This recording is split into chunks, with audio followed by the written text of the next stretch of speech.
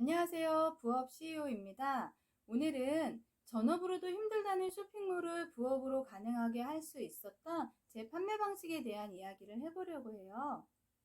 제가 부업으로 쇼핑몰을 한다고 이야기를 했을 때 주변에서 가장 많이 들었던 이야기가 쇼핑몰 이제 끝났다. 레드오션이다. 셀러가 너무 많다. 포화 상태다. 이런 이야기들이었고요. 실제 예를 들어가면서 내 친구는 쇼핑몰 하다가 망해서 빚만 떠안았다. 실제로 백화점에서 매니저까지 했었던 판매 일가견이 있었던 사람인데도 쇼핑몰을 끝까지 하지 못하고 수익이 별로 나지 않아서 접었다. 뭐 이런 이야기들을 많이 들었습니다.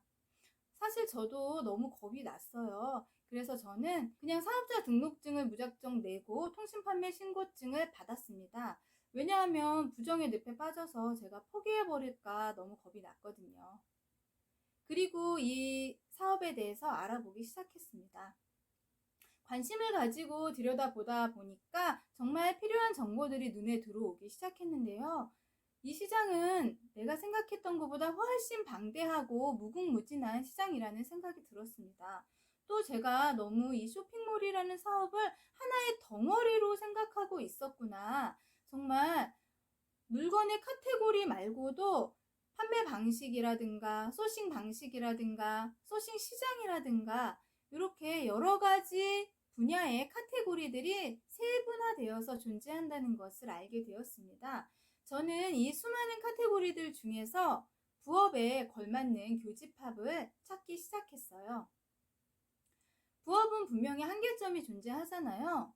내가 할애할 수 있는 시간이라든가 투자할 수 있는 돈이라든가 쏟아부을 수 있는 노력이라는 것을 전업과 나눠 써야 하기 때문에 그만큼 한계점이 존재한다고 생각을 합니다.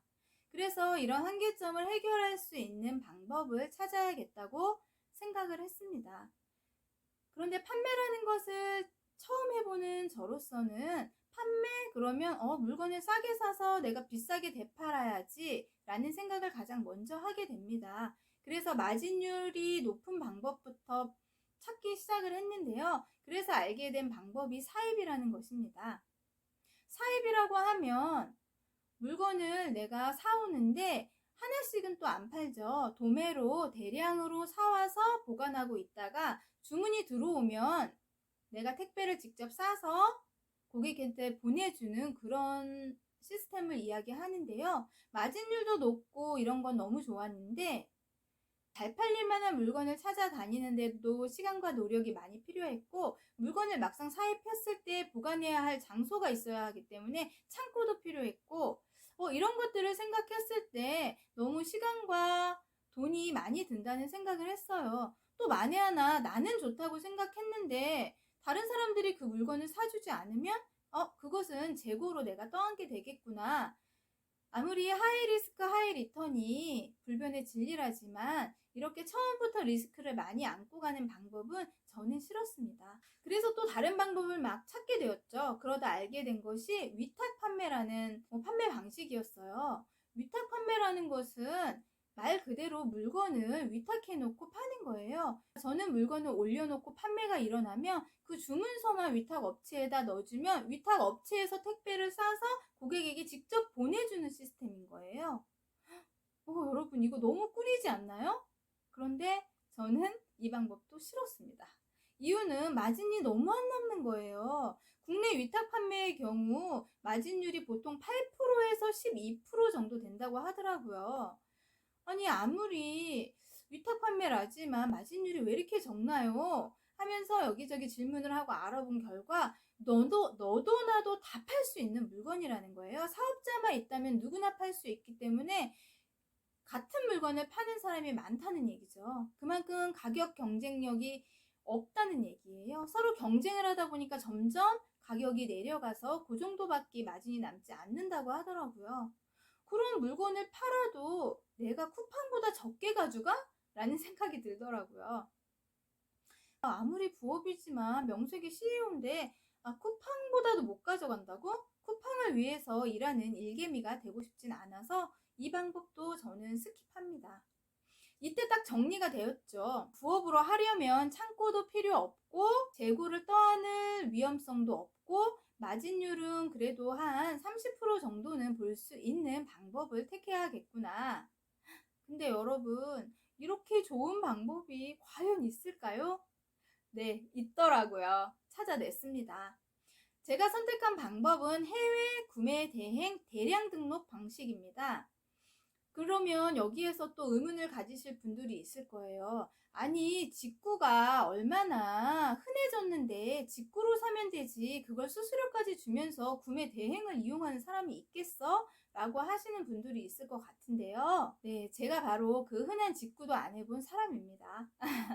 저는 이런 방법이 존재한다는 것을 몰랐을 뿐이지 듣는 순간 이거는 된다라고 생각을 했어요. 왜냐하면 제가 직구를 하는 방법을 몰라서가 아니라 안 한 이유는 해외 사이트에 가입을 하고 또 물건을 골라서 구매를 하더라도 해외 결제가 되는 카드가 또 따로 있어야 하고 배송 대행지 잘못 선택하면 물건이 지구 한 바퀴 돌고 오는 거 아시잖아요. 좋은 배송 대행지를 선택해서 거기다 주문서를 넣어서 또 거기다 돈을 결제하고 이런 과정을 거쳐야 하고 또 관세가 얼마더라, 얼마 이상 결제하면 또 세금을 따로 내야 되고 이런 것들을 또 계산할 수 있어야 되고 너무 복잡하고 싫은 거예요. 신경 쓰는 게. 그래서 안 했던 건데 좀 넉넉하게 날짜만 기다려주면 누군가가 그걸 대신해 주겠다 하면 저는 이용할 것 같았어요.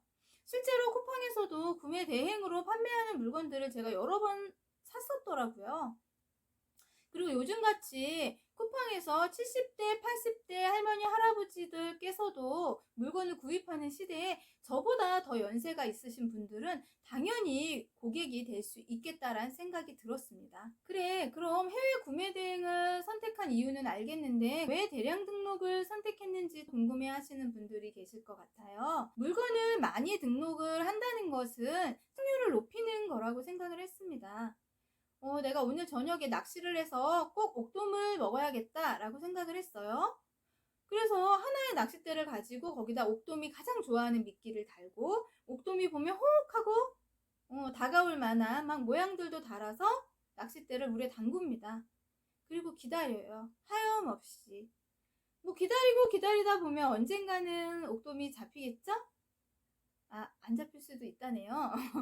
네, 그래서 저는 확률을 높이고 싶었어요. 저녁으로 옥돔이라고 딱 정하지 않고 나는 그냥 생선을 먹으면 돼. 낚시해서 아무 생선이나 먹을 거야.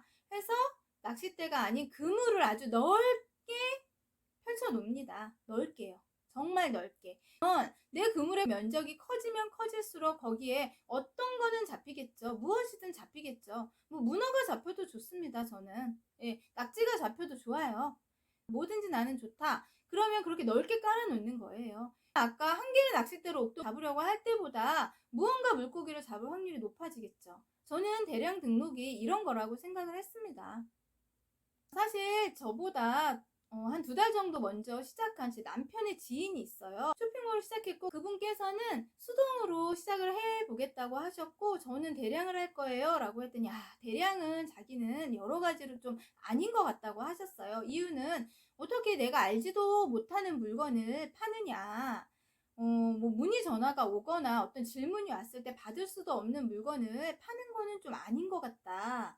내가 그래도 물건에 대해서 좀 알고 확신이 있는 물건을 팔아야 되지 않느냐. 좀 도덕적으로도 자기는 그건 좀 아닌 것 같다. 이런 말씀을 좀 하셨어요.